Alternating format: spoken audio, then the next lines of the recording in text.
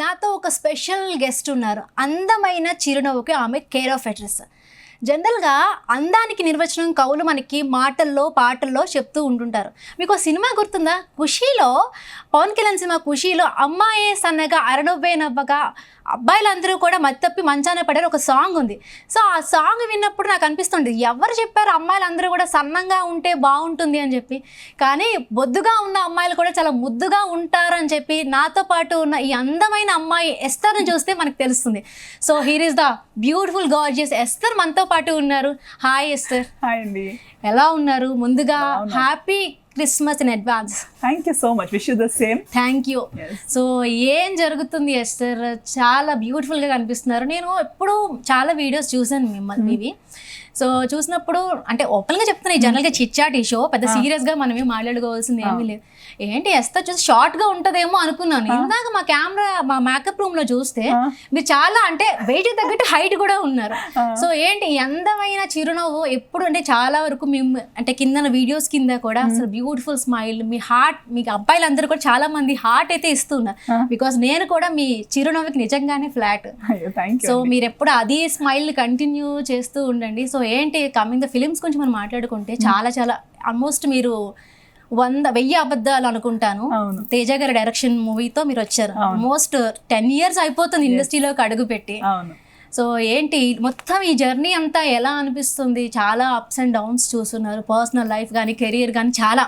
So ఒక్కొక్కసారి మీ videos చూస్తూ ఉంటుంటే ఏంటి ఏమే పెద్ద వేదాంతలా మాట్లాడుతుంది, అసలు మోటివేషనల్ స్పీకర్లా మాట్లాడుతుంది అంటే చాలా యంగ్స్టర్స్కి ఇవన్నీ అవసరమే. ఒక్కొక్కసారి ప్రతి ఒక్కరికి కూడా ఒక పాస్ట్ అనేది ఉంటుంది. అది మనం చెప్పుకోకపోయినా డెఫినెట్గా ఉంటుంది. సో ఏంటి ఏం చెప్తారు? 10 years నాకైతే చాలా మీరు చెప్పినట్టే, మీరు చెప్తున్నప్పుడు నేను కూడా ఫ్లాష్ బ్యాక్ ఫార్వర్డ్ అవుతూనే ఉన్నాను. It has been adventurous roller coaster ride అని చెప్పొచ్చు. మీరు చెప్పినట్టు అప్స్ ఉన్నాయి, డౌన్స్ ఉన్నాయి, సక్సెస్, ఫెయిలియర్, గుడ్ బ్యాడ్ అన్నీ చూస్తూ వచ్చాను. But I think it was all reflection of who I am. ఎందుకంటే ఎంతో మందితో నేను వర్క్ చేసే ముందు వాళ్ళ గురించి ఎంతో విన్నాను, గుడ్ అండ్ బ్యాడ్ థింగ్స్, అలా జాగ్రత్త, వీళ్ళు ఇలా జాగ్రత్త. But when I met them it was a totally different experience. ఎంతో మనుషుల గురించి ముందు చాలా మంచి మంచి థింగ్స్ విన్నాను, కానీ when I work with them it was a different experience. So నేను నేర్చుకున్నది ఏంటంటే the world is a reflection of us. ఎలా మిర్రర్ అలాగే ఉంటుంది, మనం వెళ్ళి చూసేటప్పుడు మన రిఫ్లెక్షన్ని బట్టి మనకు అది కనిపిస్తుంది. సో ఐ థింక్ వరల్డ్ కానీ, ముందుటి మనుషులు కానీ, మన పరిస్థితుల్లో కానీ, లాస్ట్కి వచ్చే దేవుడు కూడా మన మనసుని బట్టి, మన నేచర్ని బట్టే మనకి ఇస్తారు, రియాక్ట్ అవుతారు, మన ప్రేయర్స్కి ఆన్సర్ చేస్తారు. It all comes based on who we are. So నా ఈ 10 years of journey has been good.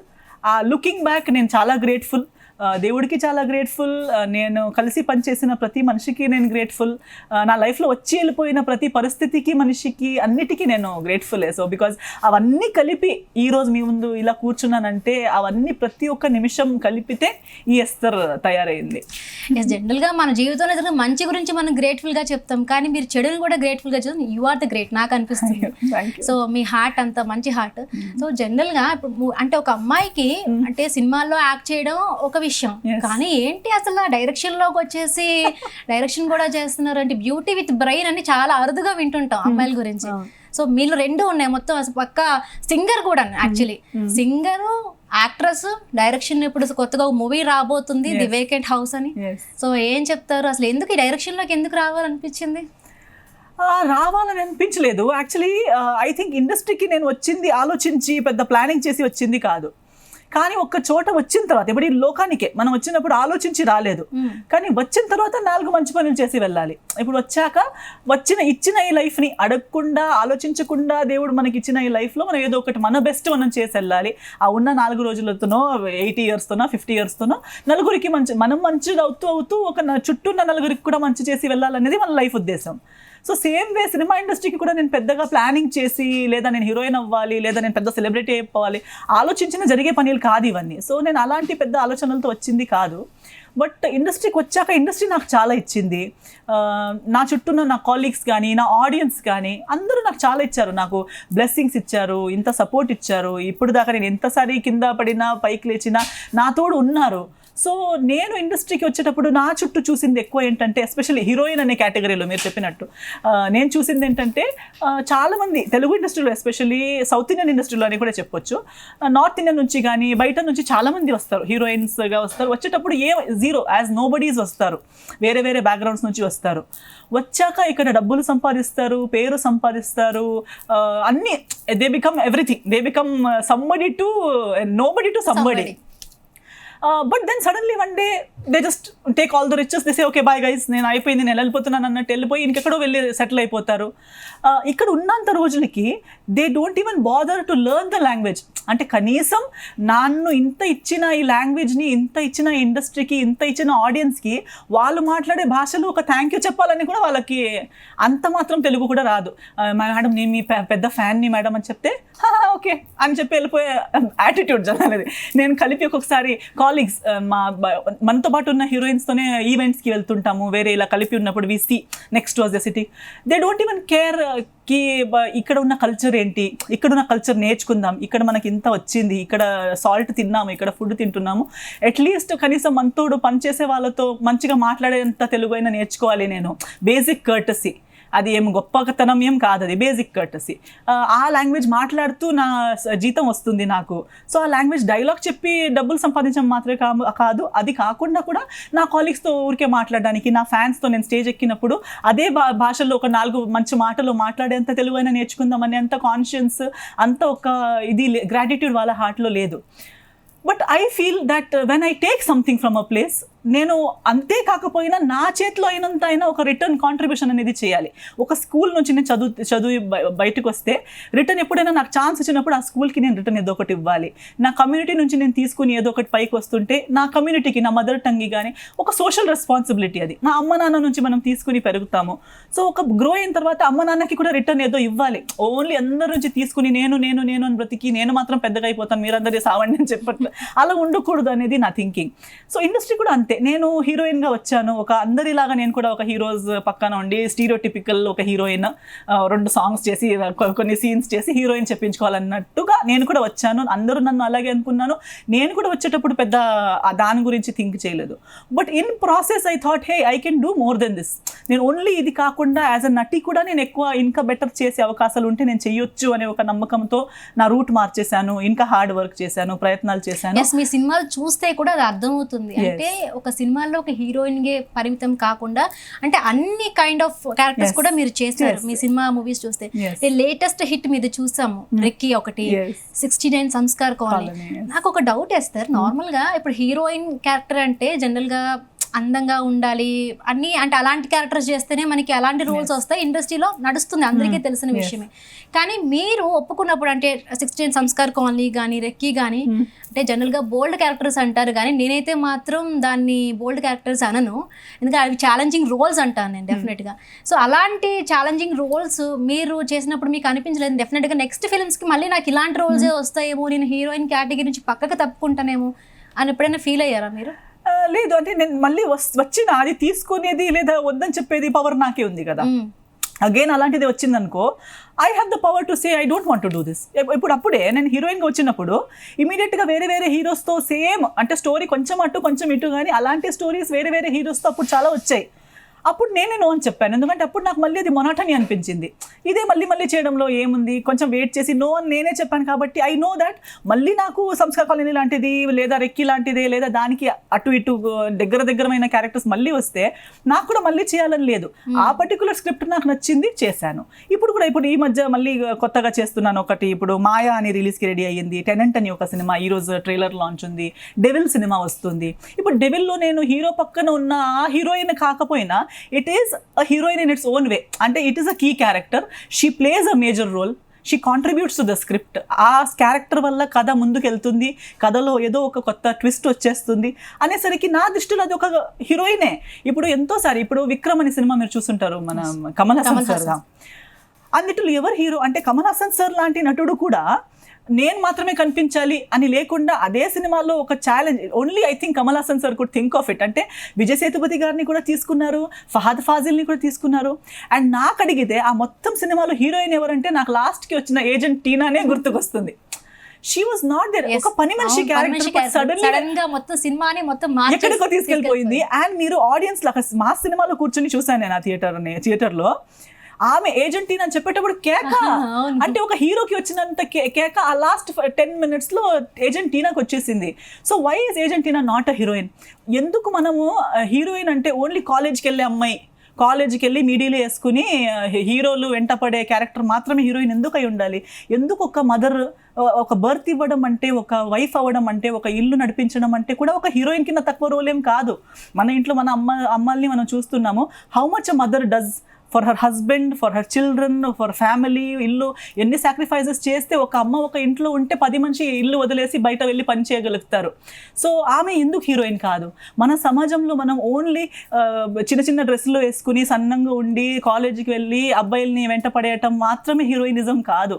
హీరోయినిజంలో కూడా చాలా, ఒక అమ్మమ్మలో కూడా ఒక హీరోయిన్ ఉంటుంది, ఒక పని మనిషి. అంటే మనం వాళ్ళ మీద కెమెరా పెట్టలేదు, మనం కెమెరా ఓన్లీ రిచ్ కాలేజ్కి వెళ్ళే అమ్మాయిల మీదనే పెడుతూ బిజీ ఉన్నాం కాబట్టి సమాజంలో జరిగి ఇవన్నీ వేరే హీరోయిన్స్ మీద మన దృష్టి వెళ్ళలేదు.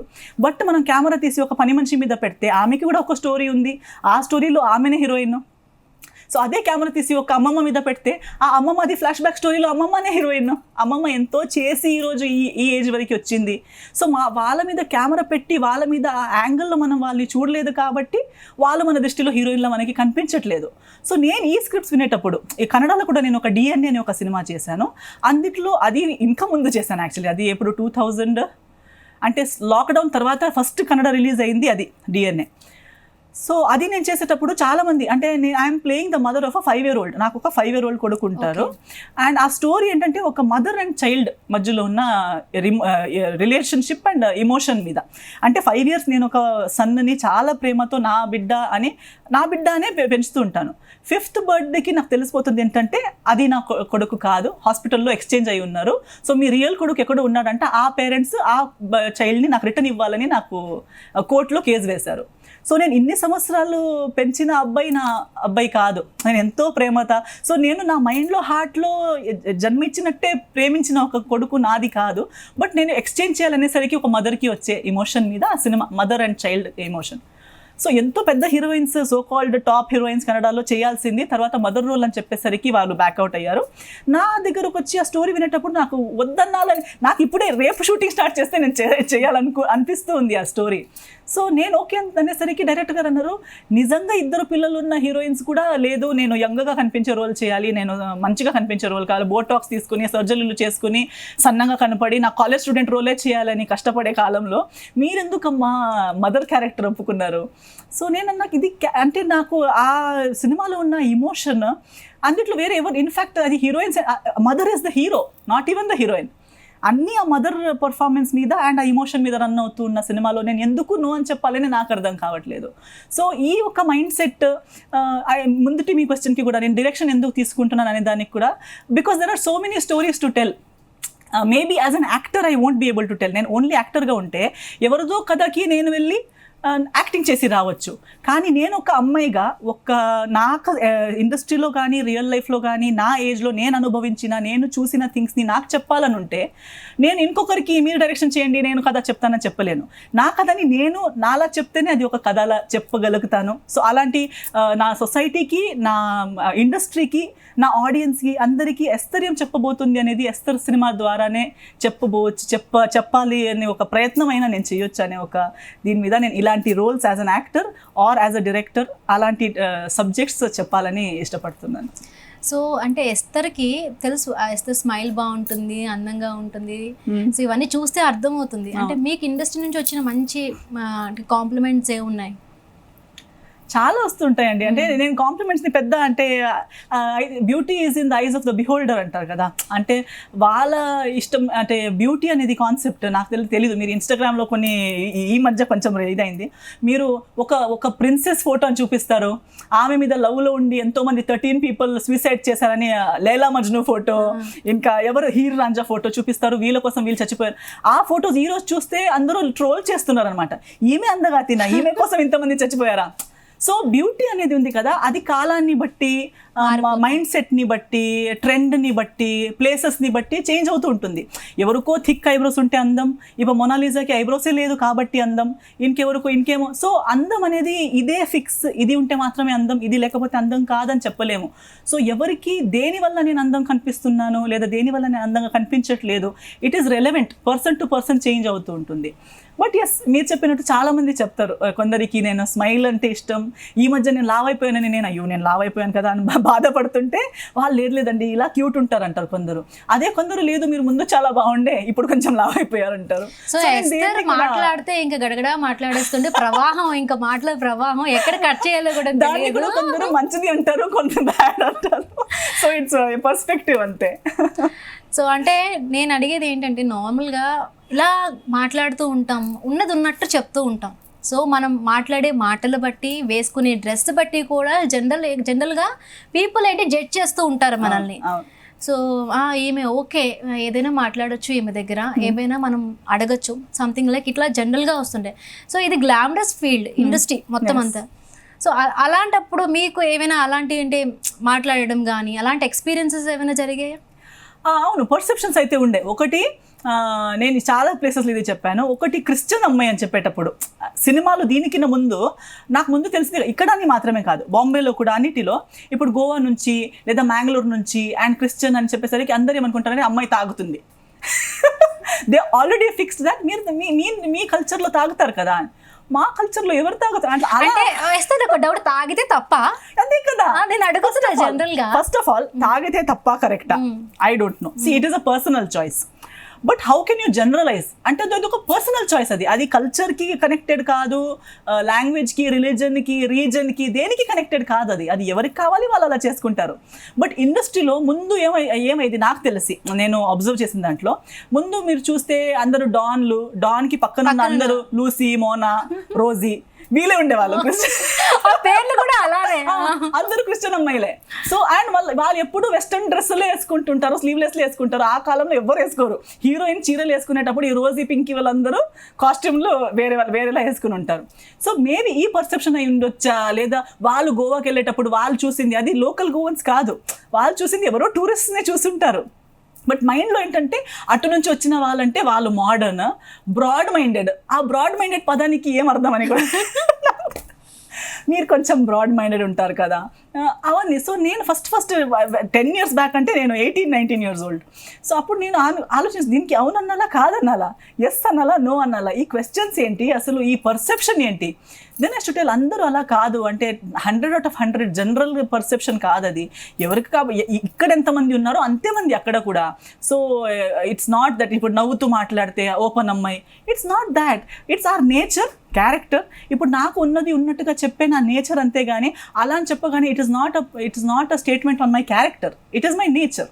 సో ఈ డిఫరెన్సియేషన్ చాలా కష్టం చాలా మందికి. ఇప్పుడు ఈ వీడియో చూస్తుంటే మీరు కింద కామెంట్స్లో చూసినా కొందరు ఉంటారు ఈ డిఫరెన్సియేషన్ని అర్థం అవ్వకుండా, అంటే వాళ్ళు ఒకటే ట్రావెల్ ఎక్కువ చేయలేదు, మనకి కలవలేదు. ఇప్పుడు నాలెడ్జ్ అనేది ఎప్పుడు వస్తుంది, మనం ఎక్కువ ట్రావెల్ చేయాలి లేదా ఎక్కువ బుక్స్ చదవాలి. కన్నడలో ఒకటి ఉంది, సో దేశ సుత్తినోడు అంటే దేశాలు తిరిగి చూడాలి, అండ్ కోశ ఓదినోడు బుక్స్ని చదివి చూడాలి. అప్పుడు మీకు తెలుస్తుంది ఏంటంటే ఎన్ని కల్చర్స్ ఉన్నాయి, ఎంత ఉంది ఈ వరల్డ్లో. అన్నిట్లో మనం ఒక జస్ట్ చిన్న థాట్, మన ఒపీనియన్ అంటే అన్ని దానికిన్న చిన్నది ఒక point. But people who have ఎక్కువ ఎక్స్పోజర్ లేని వాళ్ళు, ఒక ప్లేస్ని దాటి అటు వెళ్ళలేని వాళ్ళు, ఎక్కువ బుక్స్ చదవలేని వాళ్ళు, వీళ్ళకి అవన్నీ తెలుసుండదు. ఏదో కొన్ని అక్కడిక్కడ చూస్తారు, ఒక జనరలైజ్డ్ ఒపీనియన్ బిల్డ్ చేస్తారు. సో ముందు ఫస్ట్ నాకు అది కష్టం అనిపించేది, ఇప్పుడు నాకు అది ఒక జోక్లా అనిపిస్తుంది. ఎవరైనా అలా చేస్తే నాకు వాళ్ళ గురించి అలా మాట్లాడడం వల్ల దే ఆర్ జస్ట్ షోయింగ్ వాళ్ళకి ఎంత తెలుసు అనేది వాళ్ళు చూపిస్తున్నారు అంతే.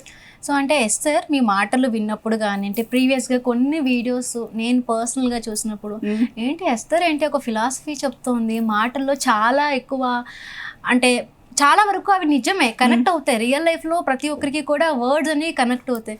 అంటే ఇంత నాలెడ్జ్ ఎలా వచ్చింది? జనరల్గా ఒక విషయం గురించి మాట్లాడాలంటే ఎవరు కొన్ని మాటలు మాట్లాడరా, ఎందుకులే నాకేం అవసరం చెప్పరు, మాట్లాడరు దాని గురించి. బట్ మీరు ఏం మాట్లాడతారో ఎగ్జాక్ట్గా అవన్నీ కూడా నిజాలే, ట్రూత్. ఆ ట్రూత్ చెప్పే ధైర్యం అనేది చాలా మందికి ఉండదు. సో ఎస్తర్కి అయితే చాలా ఉంది అనిపిస్తోంది. అంటే ఎలా వచ్చింది మీకు ఇదంతా, అంటే ఈ నాలెడ్జ్ ఎలా వచ్చింది అని? నాలెడ్జ్ వన్ ఏంటంటే నేను ఓన్లీ చైల్డ్, నాకు బ్రదర్ సిస్టర్స్ లేరు. సో నేను చిన్నప్పుడు ఏది క్వశ్చన్ ఉన్నా వెళ్ళి నా పేరెంట్స్తోనే అడగాలి. అండ్ నా పేరెంట్స్ ఎప్పుడు ఏది కూడా నా నుంచి దాచుకోలేదు. నేను ఎప్పుడు అడిగితే నాకు ఆ ఏజ్కి అర్థమయ్యేలాగా ఏమంటారు ఒక విస్తారంగా ఎక్స్ప్లెయిన్ చేసేవారు, లేదా దానికి రిలేటెడ్ బుక్స్ ఇచ్చేవాళ్ళు, నేను కూర్చొని చదివేదాన్ని. సో చిన్నప్పటి నుంచి నా క్వశ్చన్స్కి ఆన్సర్స్ ఎన్ని వై అని అడిగినా ఆ వైకి మూసుకొని అదిగా టైం లేదు అలా చెప్పకుండా ప్రతిదానికి ఆన్సర్ ఇస్తూ నాకు ఎక్స్పోజర్ ఇచ్చారు. నేను ట్రావెల్ ఎక్కువ చేశాను. నేను పుట్టింది పెరిగింది బహ్రెయిన్లో, మళ్ళీ మ్యాంగ్లూర్లో ఒక 3rd to 10th స్టాండర్డ్, తర్వాత బాంబే, తర్వాత ఇక్కడ హైదరాబాద్. సో చాలా ప్లేసెస్కి వెళ్ళి స్టే చేసి ఆ కల్చర్స్ నాకు ఎక్కడ వెళ్ళినా నేను కలిసిపోతాను. వాళ్ళతో అడగడం కానీ, క్వశ్చన్స్ అడగడం, ఇది ఎందుకు అలా, అది ఎందుకు ఇలా, లాంగ్వేజెస్ నేర్చుకుంటాను. సో ఆ నేర్చుకునే అర్జ్ నాకు లోపల నుంచి ఎప్పుడూ ఉంది.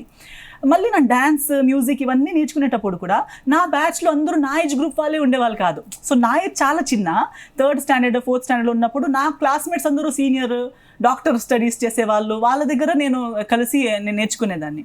సో నా సర్కిల్ ఎప్పుడు నా ఏజ్ గ్రూప్ కాకుండా నాకిన్న కొంచెం ఓల్డర్ ఏజ్ గ్రూప్తోనే ఎక్కువ కలిపిపోవడం వల్ల అయి ఉండొచ్చు. అండ్ నాకు కూడా పర్సనలీ ఐఎమ్ ఆల్వేస్ ఒపీనియేటెడ్. నాకు ఏదో ప్రతి థింగ్ మీద నా ఒక ఒపీనియన్ అనేది ఉంటుంది. అది కూడా ఎందుకు అయి ఉండొచ్చు అంటే, ఏదో ఒకటి చూస్తే నా ఫాదర్కి లేదా నా మదర్కి ఇద్దరికి ఒక ఏంటంటే, ఇది ఉంది కదా, ఇది నీకేమనిపిస్తుంది, సో నేను ఏదో ఒకటి చెప్పాలి, నాకు ఇది కరెక్ట్ అనిపించట్లేదు, అది ఎస్ ఆర్ నో చెప్పడానికి. నా ఒపీనియన్ ఏదైనా నాకు ఫుడ్ పెట్టాలంటే కూడా నీకు ఇది కావాలా వద్దా అంటే ఏది కూడా నా మీద ఫోర్స్ఫుల్గా వేయకుండా నాకు ఒక ఒపీనియన్ డెవలప్ అయ్యేలాగా నాకు చిన్నప్పటి నుంచి ఆ పెంపకంలోనే అది ఉండడం వల్ల ఒకటి. అండ్ నేను కూడా నాకు పొలిటికల్ సైన్స్ నేర్చుకోవాలని ఉండే, నేను ఐఏఎస్ ఆఫీసర్ అవ్వాలని ఉండే. So MA in political science చేశాను. సో ఎప్పుడు కూడా ఏది ఒకటి చేసినా చూసినా నాకు నాది ఒకటి చెప్పాలని ఉంటుంది. అది నాకు అప్పుడు అవకాశం లేకపోయినా నేను మైండ్లో పెట్టుంటాను, ఓకే ఎందుకు ఈ మనిషి అవకాశం ఉంటే కూడా ఎందుకు ఈ మాట మాట్లాడలేదు, ఎందుకు ఈ విషయం చెప్పలేదు, నాకైతే అవకాశం వస్తే నేను చెప్పేదాన్ని. అండ్ నేను చెప్తాను, నేను ఎప్పుడైనా ఈ పాయింట్ మీద నాకు ఎవరైనా అడిగితే I will definitely bring this topic అనే ఒక అర్జ్ నాకు ఉంటుంది. Because if discussing a point openly which is social necessity. ఇప్పుడు నేను మాట్లాడేది మీరు చెప్పినట్టు, నేను చెప్పిన దాంట్లో నలుగురు అమ్మాయిలకి కూడా కనెక్ట్ అయ్యే పాయింట్ ఉంది, నలుగురు అబ్బాయిలకి కూడా కనెక్ట్ అయ్యే పాయింట్ ఉంది, లేక ఒక ఎంటైర్ జనరేషన్కి కనెక్ట్ అయ్యే ఒక పాయింట్ ఉంది, ఎవరికో ఒకరికి హెల్ప్ అయిపోతుంది. అది వినడం వల్ల వాళ్ళకి లైఫ్లో ఒక డైరెక్షన్ కానీ ఒక క్లారిటీ వచ్చే అవకాశం ఉంటే వాట్ బెటర్ థింగ్. మన లైఫ్లో నేను చెప్పినట్టు మనం పుట్టింది ఎందుకు, మనం లైఫ్ బ్రతుకుతూ ఇంకో నలుగురికి హెల్ప్ అయ్యేలా బ్రతకాలి. One of the source is this. మన సొసైటీలో కానీ ఒక టాపిక్ని డిస్కస్ చేయాలి, ఒక సబ్జెక్ట్ ఓపెన్ అవ్వాలి, ఒక థింకింగ్ ఓపెన్ అవ్వాలి, మైండ్స్ కొంచెం బ్రాడ్ అవ్వాలి.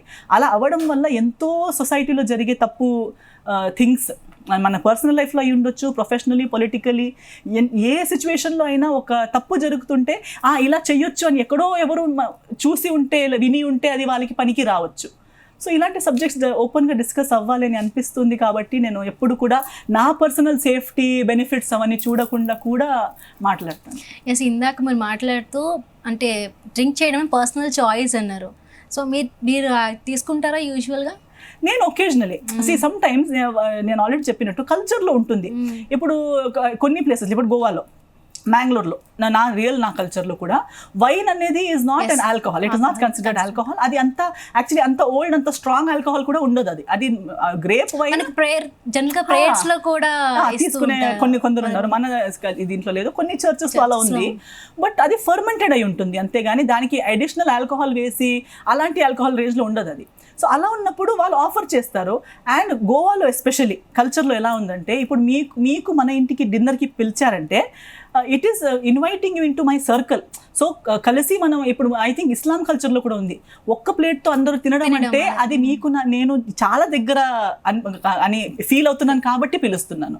కలిసి ఒక డ్రింక్ తాగామంటే అది డ్రింకింగ్ ఇంపార్టెంట్ కాదు, బట్ కలిసి పంచుకున్నాం, ఒక డ్రింక్ షేర్ చేసుకున్నాము, ఒక ఫుడ్ షేర్ చేసుకున్నాం అంటే మీరు నాకు అంత దగ్గర, మీకు నాకు అంత క్లోజ్ అనే చూపించుకునే ఒక విధానం అనమాట అది. సో అలాంటి టైంలో నేను వద్దని చెప్తే అది డ్రింకింగ్కి నో అని చెప్పిన ఒకే పాయింట్ అయినా culturally also it means I don't want to be so close to you. So understanding the importance of the situation, I am an occasional, I do take alcohol or I do take whatever is offered to me. Sometimes కొన్ని ప్లేసెస్కి వెళ్తే cocktail ఏదో ఒకటి ఇస్తారు which I'm not really comfortable, కానీ I know that అది తీసుకోకపోతే వాళ్ళు హర్ట్ అయిపోతారు. సో నేను తీసుకుని కూర్చుని ఉంటాను, అది ఎప్పటికి పార్టీ ఎండ్ ఎవరికి నా చేతిలోనే ఉంటుంది. వాళ్ళు చూస్తుంటారు ఇది తాగుతుందా, ఇంకోసారి తీసుకుందా, కొందరు వచ్చి అడుగుతారు మళ్ళీ ఒకసారి తీసుకున్నారా అంటే అంటారు, ఎస్ కూడా కాదు నేను. But yes, I understand the gravity of the situation and I manage.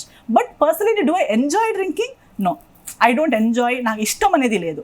But ఇప్పుడు ఎంతోసారి ఫుడ్ కూడా అలాగే, నాకు స్పైసీ ఫుడ్ పడదు, బట్ ఎక్కడో వెళ్ళేటప్పుడు వాళ్ళ ఫుడ్డే బెస్ట్ అదే, సో వాళ్ళు ప్రేమగా పెడతారు తినమంటారు, అది తిన్నాక తర్వాత మనకి హెల్త్కి బాగా పడదు, కానీ ఆ ఒక్క నిమిషానికి తీసుకోవాల్సి వస్తుంది.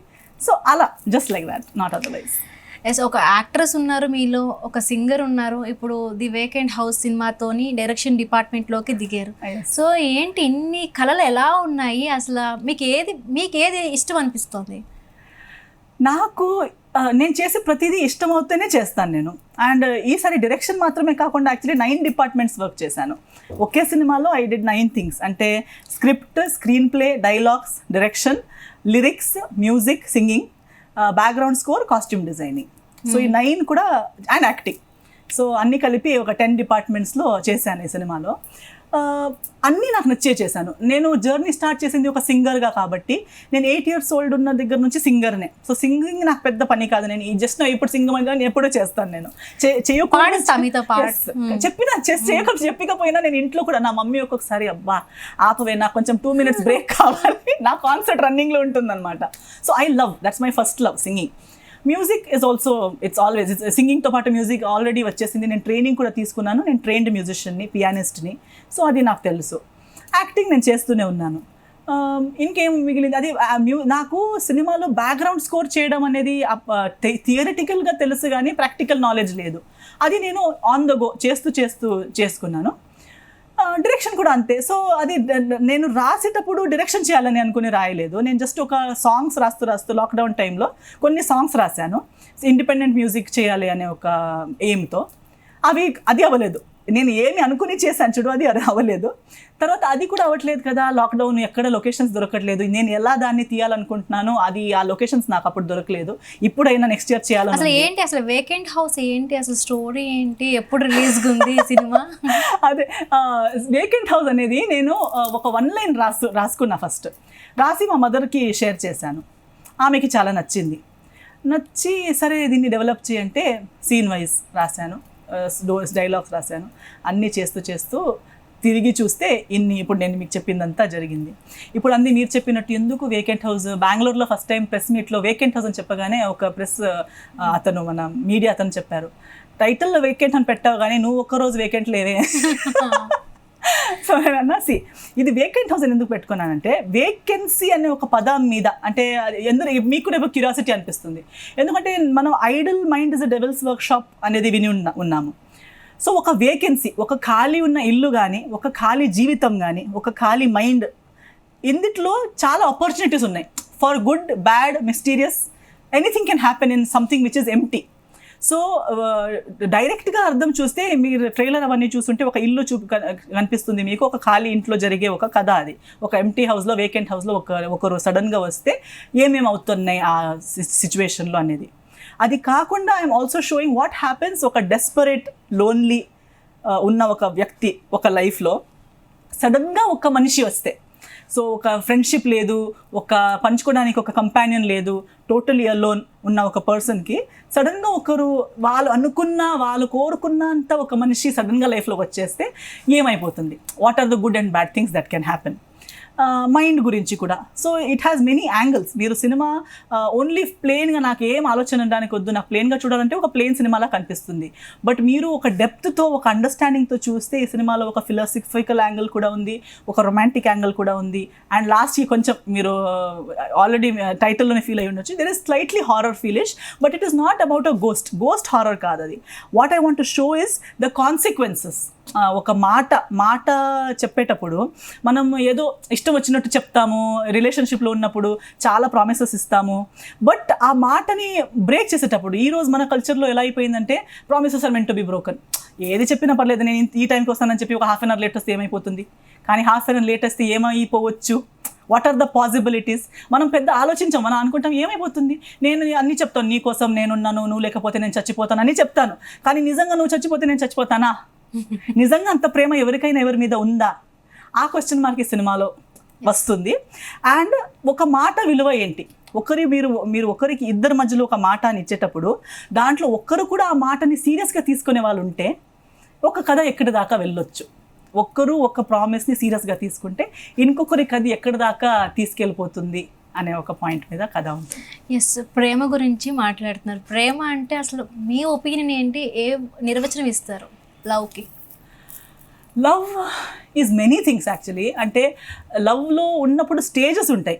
ఇట్ స్టార్ట్స్, అన్నీ అంటారు లుక్స్ ఇంపార్టెంట్ కాదు, అది కాదు ఇది కాదు అని చెప్పినా, I think it starts with visual. You see each other, you like each other superficially, so that is a superficial stage. దాని తర్వాత it goes to the next, maybe there is lust, maybe there is attraction. చూస్తే looks చూస్తామా, heart చూస్తామా? First అయితే looks చూస్తాం. We should be frank. అంటే మనకి చూసేటప్పుడు అంటే మన డెఫినేషన్ ఆఫ్ అందం అయితే చూస్తాం. అందరికీ అందంగా కనిపించాలని లేదు, బట్ మనకి చూసేటప్పుడు ఏదో ఒకటి అట్రాక్ట్ అవుతేనే ఆ మనిషిని చూస్తాం. ఏమి మనకి అట్రాక్షన్ లేని మనిషితో చూసి ఇలా లవ్లో పడము. So there has to be one point of attraction when we see a person. That can be looks, or that can be maybe the way he's dressed up, or maybe his body language, behaviour, ఏదైనా ఉండొచ్చు. కానీ stage 1 is కళ్ళు. మనం ఐస్తో చూసేటప్పుడు ఆ మనిషి మనకి ఏదో ఒకటి నచ్చితే మాత్రమే మళ్ళీ ఒకసారి చూడాలనిపిస్తుంది. అక్కడ నుంచి it all starts. Then we will see other things, other qualities. But at the end of the day I think ఒక లవ్ అనేది ఎగ్జాక్ట్ మీనింగ్కి వెళ్ళేసరికి అన్ని స్టేజెస్ దాటి ఒక్క టైం తర్వాత ఇట్ బికమ్స్ స్టేబుల్ కదా. ఇప్పుడు షిప్ వెళ్ళి ఒక సముద్రాన్ని సెంటర్ వెళ్ళాక తర్వాత ఏం లేదు, ఓన్లీ సముద్రం అని ఒక స్టిల్గా వెళ్ళే ఒక బోట్ ఉండాలి. సో అలాంటి ఒక సిచ్యువేషన్లో I think it is knowing each other, it is about how true we are to each other. ఇంకా ఏం లేదు. అంటే మనము ఇప్పుడు నేను ఇలా ఉన్నాను, నేను మీతో మాట్లాడుతున్నాను, నాకు ఎవరి భయం లేదు, ఏ కాన్సిక్వెన్సెస్ భయం లేదు, నేను ఓపెన్గా ఉన్నాను. నేను ఇంకో మనిషితో ఉన్నప్పుడు కూడా if I'm married to a person or if I'm in relationship with that person also, నేను దీన్ని ఇంతే ఫ్రీగా ఉండాలి లేదా దీనికన్నా ఎక్కువ ఉండాలి. If I'm scared to be myself, or if I'm scared to ఏదో ఒకటి హైట్ చేయాలి, అయ్యో ఇది తనకి తెలిస్తే అని ఒక్కసారి కూడా నా మైండ్లో వచ్చేలా ఉంటే నేను ఆ పర్సన్కి కంప్లీట్గా లాయల్ లేనని అర్థం.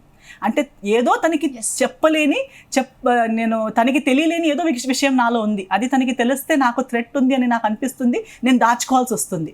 సో ఏది కూడా ఇంకొకరితో నేను దాచుకోవాల్సి వస్తే అది ప్రేమ కాదు.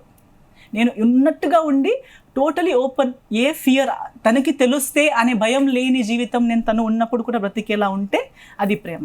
తనకు కూడా నేనున్నాననే భయం ఉండకూడదు, నేనున్నాననే ఆనందం ఉండాలి, కానీ నేను తన లైఫ్లో ఉన్నాననే భయం ఉండకూడదు. I should be his friend, I should be his confident. ఏదైనా ఫుల్ హ్యాపీనెస్ వస్తే ఫస్ట్ తనకి కాల్ చేసి చెప్పాలనిపించాలి నాకు. బాధ ఉంటే కూడా ఫస్ట్ తనకి కాల్ చేసి చెప్పాలనిపించాలి నాకు.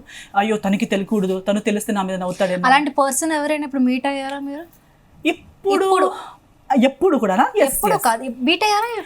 ఎస్ చూసారా అలాంటి వ్యక్తి నాకు ఇప్పుడు అంటే as a friend I have such a friend, I see a friend in them. But then అది whether it is going to go into love situation I don't no.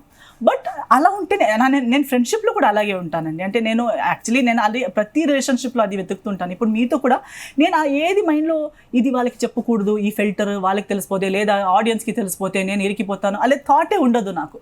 So నేను ఇదే ఫీలింగ్తో అందరితో ఉంటాను. సో నా side నుంచి చూస్తే నేను అలా ఉన్నాను. ఇప్పుడు కొన్ని I have a close knit friends or few people, very few, 3 or 4 people చెప్పొచ్చు. అలాంటి పీపుల్తో నేను అలా ఉన్నాను. దాంట్లో ఫీమేల్స్ కూడా ఉన్నారు. నాకు డౌట్, జనరల్గా ఇలా ఫిల్టర్ లేకుండా ఉండటం వల్ల చాలా ప్రాబ్లమ్స్ వస్తాయి కదా Esther.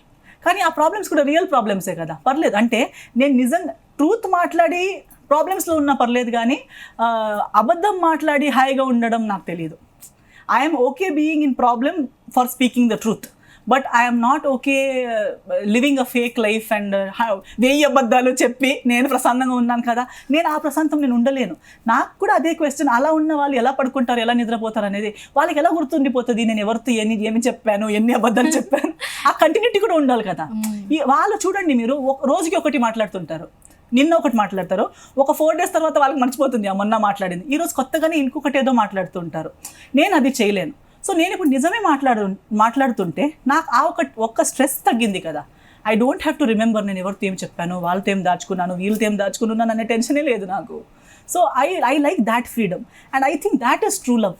To be able to be completely yourself with a person, be it from what you're wearing, what you're doing, what you're speaking.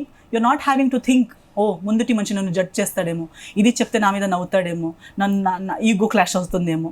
ఇందుట్లో ఏదో ఒక్కటి ఉన్నా కూడా అక్కడ ప్రేమ లేదని అర్థం కదా. అక్కడ ఓన్లీ క్యాల్కులేషన్ ఉంది, ప్లస్ మైనస్ క్యాల్కులేషన్ ఉంది. నేను సేఫ్ ఉండాలి, నేను తన ముందు దిగ్గకూడదు, నేను తగ్గకూడదు, నేను హైట్ అప్పే ఉండాలి, నేను విన్నర్ అయి ఉండాలి అని చెప్తే అది క్యాల్కులేషన్ అయిపోయింది, అక్కడ ప్రేమ లేదు. ఎస్, ఇప్పుడు చాలా మంది అబ్బాయిలకు ఉన్న డౌట్ ఇది, ఎస్ఏ స్టాటస్ ఏంటి? Status in personal status? No, I don't know. No, I'm not in a relationship. But I'm not looking either. నేను search కూడా చేయట్లేదు. I'm in that ఏమంటారు blank state of mind. Still, there is stillness in my life. ఏది ఇది ఏమంటారు ups and downs కానీ, anxiety కానీ, searching కానీ అలాంటిది ఏం లేదు. I'm just com. I have a few friends. I'm happy with what I have. I'm not searching for something. But I'm open.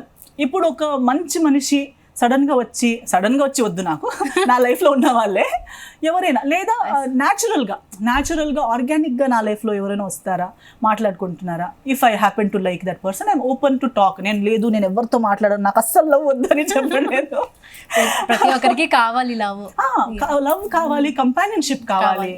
So sharing చేయడానికి కానీ, నేను అదే చెప్పినట్టు ఏది జరిగినా, మంచిది జరిగినా చెత్త జరిగినా వెళ్ళి చెప్పే ఒక అంత కాన్ఫిడెంట్, అంత క్లోజ్, అంత మంచి రిలేషన్షిప్ ప్రతి ఒక్కరికి everybody deserves to have such a person in their life. So డెఫినెట్గా మీకు అలాంటి పర్సన్ తొందరలోనే రావాలని మనస్ఫూర్తిగా కోరుకుంటున్నాను. ఇంకా కమింగ్ అంటే ఫ్యూచర్ ఫిలిమ్స్ ఏమున్నాయి? ఫ్యూచర్ ఇప్పుడు కన్నడలో ఒక 2 సినిమాలు షూటింగ్ జరుగుతూ ఉన్నాయి, ఒక్కొక్క స్కెడ్యూల్ అయిపోయింది. ఒకటి సిద్ధార్థ్ బొనపార్త్ అని చెప్పి, ఒకటి ఫీనిక్స్ అని చెప్పి, ఓం ప్రకాష్ గారు అని ఒక one of the top directors in Kannada industry, అందులో ఒక మంచి రోల్ చేస్తున్నాను. అది హీరోయిన్ సెంట్రిక్ విత్ 3 హీరోయిన్స్ అనమాట. So I'm playing a very good role in that film. And తెలుగులో కొన్ని ఇప్పుడు రిలీజ్కి 3 రెడీ ఉన్నాయి, మాయా, టెనెంట్, డెవిల్. ఈ 3 మూవీస్లో 3 డిఫరెంట్ షేడ్స్లో రోల్స్లో కనిపిస్తున్నాను. So I'm very happy. అది కాకుండా కూడా ఇంకో 2-3 ఫిల్మ్స్ డబ్బింగ్ కంప్లీట్ అయ్యి ఇప్పుడు రిలీజ్ అవుతున్నాయి, మేబీ 2024లో అవుతాయేమో. ఒకటి అమరాజ్ శేఖర్ గారి డైరెక్షన్లో సూపర్ గుడ్ ఫిల్మ్స్లో ఒకటి చేశాను, తల అని. అండ్ ఇంకొకటి ఆది పర్వం అని ఒకటి చేశాను, అది కూడా అందులో లక్ష్మీ మంచు గారు ఉన్నారు, నేను అది చాలా క్యారెక్టర్స్ ఉంటారు. So one of the key characters play చేస్తున్నాను. అది కాకుండా ఇంకో 2, లేతాకులు అని ఒక సినిమా ఇప్పుడు మొన్న స్టార్ట్ అయింది షూటింగ్, ఇప్పుడు ఫస్ట్ షెడ్యూల్ స్టార్ట్ అవుతుంది. ఇంకా కొన్ని ఉన్నాయి తెలుగులో 2-3, అంటే some are titled, some are non titled, some are not announced. So ఇంకో 2-3 సినిమాస్ రన్నింగ్లో ఉన్నాయి, ఆన్ డిఫరెంట్ స్టేజెస్లో ఉన్నాయి. సో అది కాకుండా ఇప్పుడు ఇది ద వేకెంట్ హౌస్. అంటే మీ డ్రీమ్ రోల్ ఏంటి? ప్రతి ఒక్కరికి చాలా క్యారెక్టర్స్ చేస్తూ ఉంటారు, కానీ పర్టికులర్గా ఈ రోల్ అయితే నాకు చేస్తే బాగుంటుంది, కొన్ని డ్రీమ్ రోల్స్ ఉంటాయి. సో మీకు అలా డ్రీమ్ రోల్స్ ఏమి ఉన్నాయి? నా డ్రీమ్ ఏంటంటే నేను అదే ముందు చెప్పినట్టు, I want to play offbeat heroines of various sections of the society. నాకు ఓన్లీ మొనోటనీ వద్దు, చేసింది మళ్ళీ మళ్ళీ చేయాలని లేదు, కానీ కొత్త shades of women of different backgrounds ఇలా ప్లే చేయాలని ఉంది. అంటే larger than life is one dream. Okay, ఏదో ప్రిన్సెస్, క్వీన్ రోల్ చేయాలి, కానీ అవి జరిగిపోయినవి, they have gone. But I want to recognise the heroines who are there right now in our lives, around us, or maybe we ourselves. A heroine as a daughter, a heroine as a grandmother, a heroine as a mother. So మనం ఏం చేసామంటే ఒక మ్యాన్ని, male యాక్టర్ని 60-70 years వరకు hero అవ్వడం చూసాము. Yes, అవును. As a generation we have seen, and I feel happy. See, even if Kamal Hassan sir is a hero today, he's still a hero today. Amitabh Bachchan sir is still a hero today. So these people are always heroes. Mohan Lal sir gaani, ఇప్పుడు Rajinikanth sir gaani, they're still heroes. And heroines కి ఆ chances ఉండదు కదా మీకు ఎప్పుడైనా feel లేదు? ఎందుకంటే we are not crossing borders. మనకి నేను చెప్పినట్టు హీరోయిన్ అంటే ఆ పదము ఓన్లీ కాలేజ్, మిడిల్ ఏజ్కి కాలేజ్కి వెళ్ళే అమ్మాయి మాత్రమే హీరోయిన్ అని. ఇంతకి ముందు మ్యాన్ డామినేటెడ్ సొసైటీలో చేసిన సినిమాలో వాళ్ళు హీరోయిన్ అంటే ఇంతే అని ఇదే బాక్స్ వేశారు. ఆ బాక్స్ లోపలే మీరు ఉండండి, అంతే మీ షెల్ఫ్ లైఫ్. మనము షెల్ఫ్ లైఫ్ అనే పదం వాడతాం హీరోయిన్స్కి. అంటే మనం ఒక ప్రోడక్ట్ లాగా, ఒక షెల్ఫ్ ఉంది, ఆ షెల్ఫ్ మీద ఇలా ప్రోడక్ట్స్ ఉన్నాయి, మీ ఎక్స్పైరీ డేట్ అవ్వగానే మిమ్మల్ని పడేస్తారు, కొత్త ప్రోడక్ట్స్ తీసుకొస్తారు. ఇది ఒక shelf life. I'm not a product, I'm also human being, I'm a trained artist, I can act. So ఇప్పుడు I played when I was 18కి ఇండస్ట్రీకి వచ్చాను, 18 to 22, 23 I played that heroine role. Now as I evolve, I still, నాకు కూడా వాళ్ళు ఇచ్చిన నాకు మళ్ళీ కాలేజ్ స్టూడెంట్ అని ప్లే చేయాలని లేదు. నాకు కూడా నా ఏజ్ని బట్టి ఈ ఏజ్లో ఉన్న హీరోయిన్ రోల్స్ ప్లే చేయొచ్చు కదా, మదర్ రోల్ చేయొచ్చు, వైఫ్ రోల్ చేయొచ్చు, సిస్టర్ రోల్ చేయొచ్చు. And in that also there is a heroine role. Why can't a wife be a heroine, why can't a daughter be a heroine? అలాంటి scripts రాయలేదు కాబట్టి ఆ scripts లేవు. ఎందుకంటే అందరూ హీరోస్ను మైండ్ని పెట్టి వాళ్ళ కోసం స్టోరీస్ రాశారు కాబట్టి పక్కనున్న హీరోయిన్ కోసం ఎవరు స్టోరీ రాయలేదు. అలాంటి హీరోస్ కోసం రాయాలి, అలాంటి స్టోరీస్ జనాలు చూడాలి. ఎందుకంటే ఈ స్టోరీస్ చాలా చూసాం మనం. అదే నేను చెప్పాను కదా, ఒక 70-80 ఇయర్స్ వరకు కూడా ఒక మేల్ ఎలా హీరో అవ్వచ్చు, ఒక గ్రాండ్ ఫాదర్ కూడా హీరో అవ్వచ్చు అని చూపించాము. కానీ ఒక గ్రాండ్ మదర్ కూడా హీరోయిన్ అవ్వచ్చు అని ఎందుకు చూపించలేదు? అది ఇంకా బ్యాలెన్స్ ఉంది. Someone has to play that role. Someone has to be a mother and show how a mother can be a heroine, how a grandmother can be a heroine. So నేను ఏం చూస్తున్నానంటే maybe one fine day నా dream role ఏమని చెప్తే నేను full నిజంగా ముసలామే అయి ఉంటాను. ఒక 60-70 year old నా మనవరాళ్ళు, నా గ్రాండ్ చిల్డ్రన్ అందరూ ఆడుతూ ఉంటారు. నాకు సడన్గా ఒక రోజు కాల్ వచ్చేస్తుంది, మేడం ఒక స్క్రిప్ట్ ఉంది, అందులో అమ్మమ్మ ఇలా ఒక స్టోరీ ఉంటుంది. సో డెఫినెట్గా అది ఒప్పుకుని గాడ్ బ్లెస్. అలాంటి అప్పుడు కూడా మీరు యాక్ట్ చేయాలని మనస్ఫూర్తిగా హీరోయిన్ గానే పనిచేయాలని నా dream. So thank you so much Esther, పిలువగానే వచ్చి చాలా చాలా కబుర్లు చెప్పినందుకు. ఇంకా ఫ్యూచర్లో మంచి మంచి ప్రాజెక్ట్స్ చేయాలి, మంచి రోల్స్ చేయాలి, మీరు అనుకున్నవన్నీ కూడా ఫిల్ఫిల్ అవ్వాలి మనస్ఫూర్తిగా కోరుకుంటున్నాను. Thank you so much. మీకు కూడా అంత మంది బాగా జరగాలి, మీ కెరియర్లో మీ ఫ్యూచర్లో కూడా మీకు అంత బాగా జరగాలి అని నేను కోరుకుంటున్నాను. Sweet heart Esther, thank you so much. So చూసారు కదా, ఇది వాల్టి చిట్ చాట్. మరొక గెస్ట్తో మళ్ళీ కలుసుకుందాం. చూస్తూనే ఉండండి జీ తెలుగు న్యూస్, నిజం నిక్కచ్చిగా.